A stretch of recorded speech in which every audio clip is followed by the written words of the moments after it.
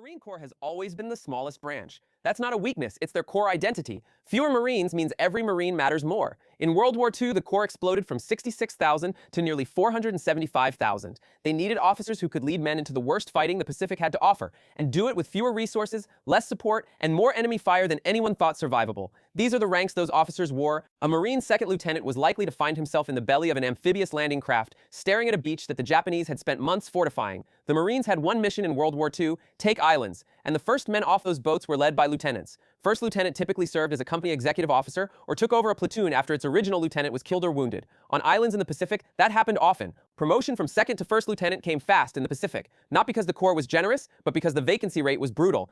A captain commanded a rifle company. That usually meant he owned a piece of the beach. A Marine captain in the Pacific made decisions that Army captains in Europe rarely faced. No retreat, no reinforcement on the horizon, and an enemy that didn't surrender. A major was when a Marine stopped leading from the front. As a battalion executive officer or operations officer, his job was to make sure the colonel's plan actually worked. On paper, it was a staff job. In the Pacific, staff still meant close enough to the fighting to catch a bullet. The line between frontline and rear echelon didn't really exist on an island 2 miles wide.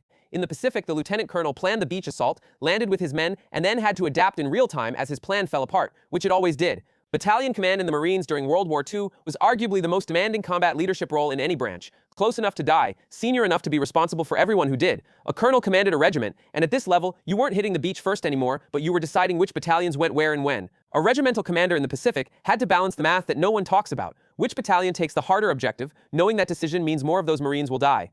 A brigadier general in the Marines typically served as an assistant division commander, the major general's right hand. In practice, that often meant being sent to wherever the fighting was worst, to take direct control. It was a general's rank with a colonel's proximity to combat. A major general commanded a Marine division. He planned and executed the island assaults that defined the Pacific War. A Marine division commander answered to the Corps or fleet commander above him, but once his Marines hit the beach, the battle was his. For most of the war, this was as high as it got in the Marine Corps. A lieutenant general commanded a Corps-level force, multiple divisions working in concert. In the Pacific, that meant coordinating tens of thousands of Marines across multiple beachheads simultaneously. Here's where the Marines were different from every other branch. For most of World War II, no Marine held 4-star rank. The commandant of the Marine Corps was a 3-star lieutenant general. It wasn't until April 1945, with the war nearly over, that Alexander Vandegrift was promoted to general, becoming the first 4-star general in Marine Corps history.